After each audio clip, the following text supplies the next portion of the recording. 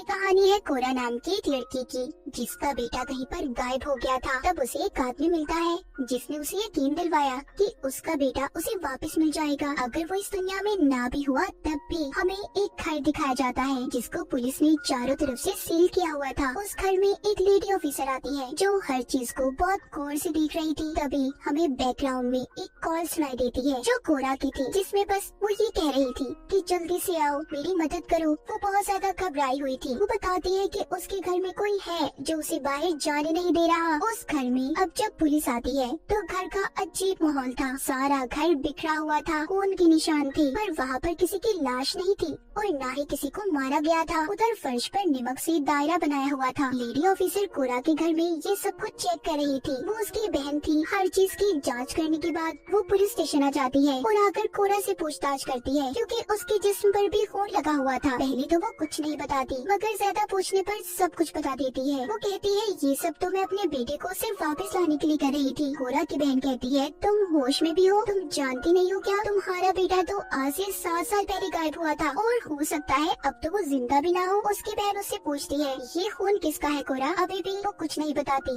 आखिर कोरा के साथ हुआ क्या था? हमें उसके मासी की कहानी दिखाई जाती है। उस वक्त की जब उसका बेटा गायब हुआ था। कोरा एक गैर जिम्मेदार माँ थी, हर वक्त नशा किया करती थी। वो एक लड़के के साथ रहती जो उसका दोस्त था, उसके साथ वो हर वक्त नशा किया करती थी। उनके माली हालात भी कुछ अच्छे न थे, तो इसलिए पैसों के लिए भी हर गलत काम करने के लिए वो लोग तैयार थे। एक दिन कोरा के घर पर पुलिस आती है। कोरा और उसका दोस्त दोनों घबरा गए थे। उन्हें ऐसा लग रहा था कि पुलिस इन्हें पकड़ने आई है। मगर वो कोरा से पूछते हैं क्या आप जानती है कि आपका बेटा कहाँ पर है? कोरा कहती है अपने कमरे में होगा, मगर देखने पर पता चलता है वो वहाँ पर नहीं था। अब कोरा के बेटे को ढूंढने के लिए एक टीम तैयार होती है। एक टीम को जंगलों की तरफ भेजा जाता है, जबकि दूसरी उसे यहाँ वहाँ ढूंढ रही थी। मगर उसके बाद कोरा का बेटा कहीं पर भी न मिल सका। उसका सिर्फ एक जूता मिला था। इस हादसे को कुछ साल बीत गए थे। कोरा अब एक ग्रुप का हिस्सा थी। उसमें सभी ऐसे लोग थे जिन्होंने अपने बच्चों को खो दिया था। कोरा उन सबको अपनी कहानी सुना रही होती है। कहती है मेरे बेटे के गायब होने के बाद मैंने नशा छोड़ दिया, लेकिन इससे मेरा बेटा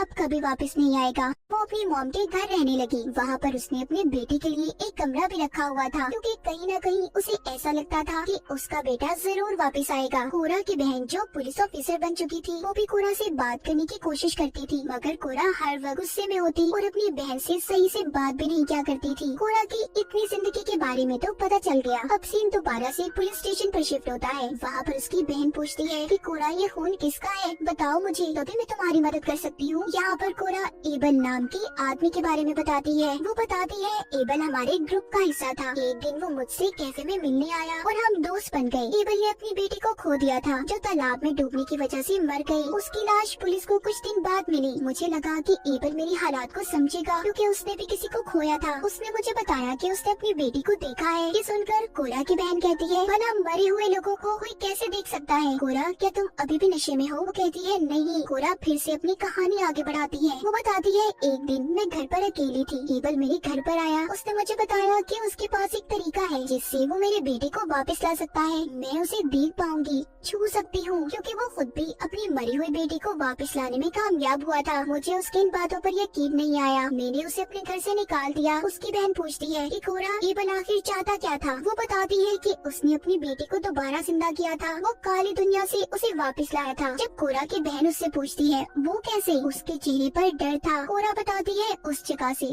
जहाँ पर मरने के बाद लोग जाते हैं। उसकी बहन पुलिस ऑफिसर हंसने लगती है। कहती है ऐसा कैसे हो सकता है कोरा? मुझे खुद उसकी लाश मिली थी। मैंने उसकी बेटी को अपनी आंखों से देखा है मरे हुए। कोरा कहती है नहीं, तुम नहीं जानती। अभी जाकर उसका डेटा चेक करो। एबल की बेटी अब दूसरे शहर में रहती है। उसने अपनी बेटी का नाम भी बदल दिया। उसकी बेटी इस दुनिया में ही है। मैंने ये सब कुछ अपनी आंखों से देखा था। जब मुझे यकीन हो गया तो मैं एक दिन एबल से मिलने गई। उससे मैंने पूछा कि सब तुमने कैसे किया? एबल ने मुझे बताया कि ये सब एक औरत ने उसे बताया था। रिचुअल जादू के बारे में। ये कैसा जादू है जो कई दिन तक चलता है, और अगर इंसान इसमें कामयाब हो जाए तो वो अपने मरे हुए बच्चों को वापस ला सकता है। बस इसको करते हुए इस पर यकीन होना चाहिए। वो चाहता था कि मैं भी उसके जादू का हिस्सा बन जाऊं। मेरे बेटे की लालच ने मुझसे ये सब करवाया। मेरे पास खोने के लिए कुछ भी नहीं था, इसीलिए मैं उसका साथ देने के लिए तैयार हो गई। मैंने सोचा भला कोशिश तो की जा सकती है ना। अब जब मैं वो जादू करने के लिए मान गई तो एबल ने मुझे कुछ सामान लाने को कहा, जिसमें ढेर सारा नमक, मोमबत्तियाँ और जंजीर शामिल थी। उसने मुझे ये भी कहा कि घर में कोई बिजली, कोई टेलीफोन नहीं होगा जिससे जादू पर कोई भी असर पड़े। उसने मुझे जैसे बताया मैंने सब कुछ वैसे ही किया। एबल ने मुझे खास नमक वाले पानी में नहाने के लिए भी कहा, जिससे उसके सारे बुरे असरात, बुरी सोचें खत्म हो जाएंगी। मैं इस बात को मजाक बनाने लगी। एबल ने मुझसे कहा, ये मजाक नहीं है, अगर तुम इन चीजों को मजाक लोगी तो भूल जाओ अपने बेटे को हमेशा हमेशा के लिए। ये सुनकर मैंने उससे कहा, मैं सब चीजों पर यकीन करूंगी। मैंने उससे पूछा, तुम्हें तुम्हारी बेटी मिल चुकी है ना, तो तुम इतने दुखी क्यों रहते हो? वो मेरी इस बात पर परेशान हो गया और मुझे बताया कि अभी मेरी बेटी अपनी माँ के पास है। मैंने कहा, क्या तुम मुझसे ये मजाक कर रहे हो? तुम मेरा किसी चीज में इस्तेमाल तो नहीं कर रहे? वो कहता है, नहीं, बस मुझे काम पूरा करना है, फिर मेरी बेटी मुझे मिल जाएगी। उसने नमक का दायरा बनाकर मुझे जंजीर से बांध दिया। खुद मंत्र पढ़ने लगा। उसने हर मंत्र को लिख लिया था जो उसने कहा। मैंने वही दोहराया। आखिर में मेरी हिम्मत जवाब दे गई। मैंने उसे कहा, बस बहुत हो गया,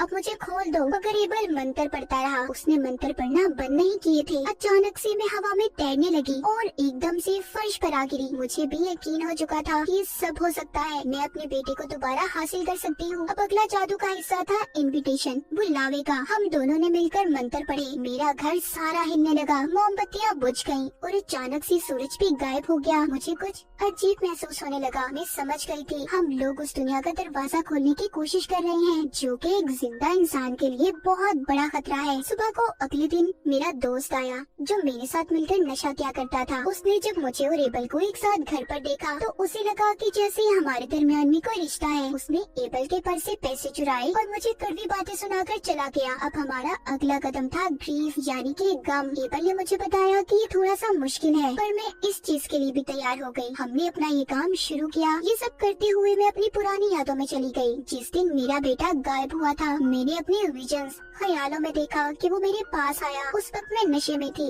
इसलिए मैं उसे कुछ भी नहीं कह पाई। मेरा बेटा गुस्से में घर से बाहर चला गया। मैंने अपने विजन्स, ख्यालों में देखा कि एक वैन वाला उसे अगवा कर ले जा रहा है। मैंने उसे बचाने की कोशिश की, मगर मेरे पीछे एक काला साया था जो मेरे गम और गुस्से की परछाई थी। वो परछाई मुझे उस जगह पर ले गई जहाँ पर किडनैपर ने मेरे बेटे को अगवा किया हुआ था। जब मैंने अपने बेटे को ऐसे हाल में देखा तो मैं चिल्लाने लगी, मगर तभी एक खौफनाक डेमन ने आकर मेरे मुंह पर हाथ रख लिया। उसने मुझसे कहा कि तुम अपने बेटे को दोबारा हासिल करना चाहती हो तो खुद पर काबू पाना होगा। सीन पुलिस स्टेशन पर शिफ्ट होता है। कोरा अपनी ये कहानी अपनी बहन ऑफिसर को बता रही थी, मगर उसका इन सब बातों पर यकीन कर पाना बहुत मुश्किल था। वो कहती है, कोरा क्या तुम अभी भी नशे में हो? वो कहती है, मैं झूठ नहीं बोल रही, मैंने उस रिचुअल के जरिए ये सब कुछ देखा। उस किडनैपर ने मेरे बेटे के साथ बहुत बुरा किया। अब तुम्हारी जिम्मेदारी है मेरे बेटे को ढूंढना। कोरा की बहन ऑफिसर तो यहाँ से चली जाती है। अब उसके पास एक लेडी ऑफिसर आई थी जो बताती है कि हाँ, कोरा सच कह रही है, एबल की बेटी जिंदा है जो अपनी माँ के साथ रहती है। ये सुनकर कोरा की बहन परेशान हो गई थी। अब यहाँ से कहानी फिर से पीछे जाती है। जिस दिन एबल के साथ कोरा के रिचुअल का आखिरी दिन था, एबल कोरा से कहता है कि आज हम सौदा करने वाले हैं, मगर उसने कोरा को ये नहीं बताया था किस चीज का सौदा। वो कोरा को बताता है कि कुछ भी हो जाए, दायरे से बाहर मत निकलना, और अगर कोई भी असूल तोड़ा सब कुछ गलत हो जाएगा।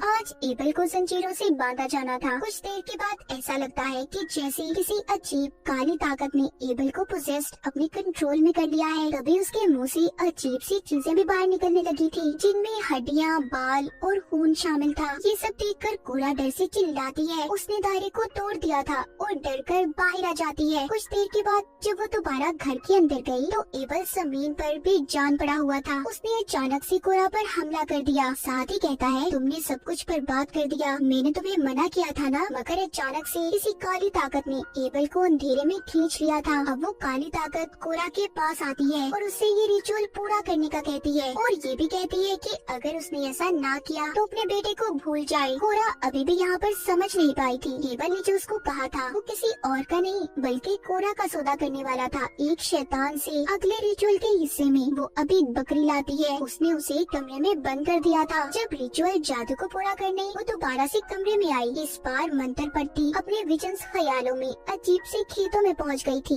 वहाँ पर उसे एबल मिलता है जो उसे मांस गोश्त खाने का कहता है और ग्लास में खून पीने को देता है। ये सब कोरा को करना था, जिसके बाद ही वो अपने बेटे से मिल पाएगी, मगर उसके लिए ये सब कुछ करना बहुत मुश्किल था। एबल को उसकी इन हरकतों पर बहुत गुस्सा आता है। वो यहाँ पर कोरा को बताता है दरअसल उस काली ताकत को अपने लिए एक जिस्म चाहिए था, वो तुम्हारा जिस्म था। अगर ऐसा होता तो मैं अपने बेटे से मिल पाता, मेरा ये रिचुअल पूरा हो जाता। मगर कोरा तुमने सब कुछ खराब कर दिया, क्योंकि एबल तो खुद ही अपने काले जादू की वजह से मर चुका था। कोरा वापिस से अपनी असल दुनिया में आ जाती है, जहाँ पर एक शैतान यानी कि वो काली ताकत जिसको एबल जिस्म देना चाहता था, वो कोरा के पीछे होता है। कहता है कि अगर तुमने मुझे जिस्म न दिया तो तुम्हारा बेटा बहुत मुसीबत में होगा। कोरा अपने बेटे को वो किसी भी तरह हासिल करना चाहती थी। वो इसीलिए अपने उस दोस्त को कॉल करके घर बुलाती है, जिसके साथ अक्सर वो नशा किया करती थी। वो जब उसके घर आया तो धोखे से कोरा ने उसे शैतान के आगे फेंक दिया, मगर शैतान को उसके दोस्त का नहीं कोरा का जिस्म चाहिए था। वो अब उसके पीछे था। कोरा पागलों की तरह अपनी जान बचाती घर में यहाँ वहाँ घूम रही थी और पुलिस को कॉल करती है कि मेरी मदद करे, मैं मुसीबत में हूँ। और ये वही सीन था जो हमने शुरू में सुना था। कहानी दोबारा से प्रेजेंट में आती है, जहाँ पर कोरा से उसकी बहन ये कह रही थी कि जब तक सही तरह तुम्हारे केस की जांच पड़ताल नहीं हो जाती तुम्हें पुलिस स्टेशन में ही रहना होगा। कोरा अपनी बहन को समझाती है कि शैतान मेरे पीछे है, वो मेरे बेटे के बदले मेरी जान ले लेगा। मगर उसकी बहन को ऐसा लग रहा था कि कोरा जेल में महफूज है और वो ये सब नशे में बोल रही है। कोरा को पता चल जाता है कि उसका अब आखिरी वक्त आ चुका था। लाइट जलने बुझने लगती है। एक आवाज गूंजी थी, रिचुअल पूरा हुआ। शैतान कोरा की आत्मा को अपने साथ ले गया था। उधर कोरा की बहन एक बार फिर से उसके घर की तलाशी लेने जाती है, जहाँ पर उसे अलमारी से आवाजें आ रही थी। जब वो जाकर देखती है तो उधर कोरा का बेटा मिलता है, बिल्कुल वैसा जैसा कि 7 साल पहले वो गायब हुआ था। इसका मतलब एबल सच्चा था। उसके रिचुअल जादू से कोरा का बेटा वापस तो आ गया, मगर कोरा को अपनी जान देनी पड़ी। इस फिल्म की कहानी यहीं पर खत्म हो जाती है।